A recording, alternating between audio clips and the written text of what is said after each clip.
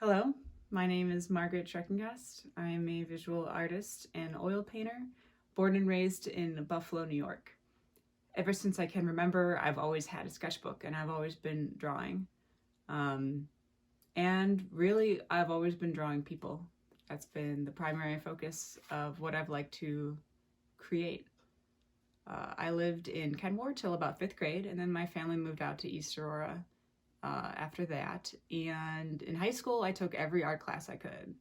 And in junior year, I was finally introduced to oil painting. And before then, I've been doing ink, pencil, colored pencil, marker. But as soon as I started to oil paint, I realized, okay, this is what I want to focus on from now on, basically. I ended up getting my BFA in fine art at Alfred University. And my senior year of college there, I was able to create a lot of large-scale oil paintings. I learned how to make frames that were 6 by 4 feet out of 2 by 4s, and I made a bunch of them. And ever since then, I have been really interested in large-scale figurative painting. Feminism is a huge part of my work.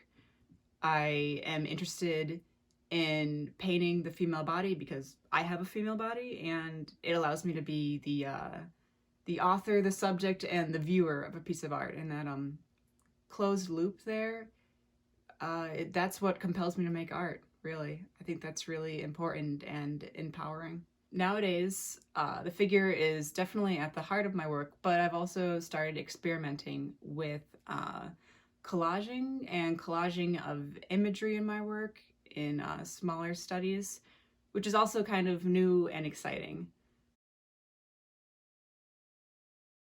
Artists that have inspired me: Dana Schutz, Neo Rausch, for sure, Cindy Sherman, her photography, and then some classics, Monet, definitely that kind of figurative work, Renaissance, Baroque painting, the way they use the figure there. I also listen to pop music in the studio when I work. I listen to political podcasts and podcasts about the news. I find that that's a great way to stay informed, and also it helps me focus. Supplies, I like to use RGH oil paints. They're actually handmade down in Albany, New York. And with them, I use liquid, use paint thinner, Gamsol, and linseed oil. Process goes, I mean, the most exciting part of painting for me is doing the actual painting on the canvas, getting the colors on there, figuring out how the paint's going to interact, and having it all kind of unfold. But I would say that 75% of my process involves sketches, gathering reference pictures from online, trying it out in the pages of my sketchbook with different compositions before I even start the actual painting. And then, you know, that final stretch, that final 25% of creating the image and the work, that's what actually happens in the studio.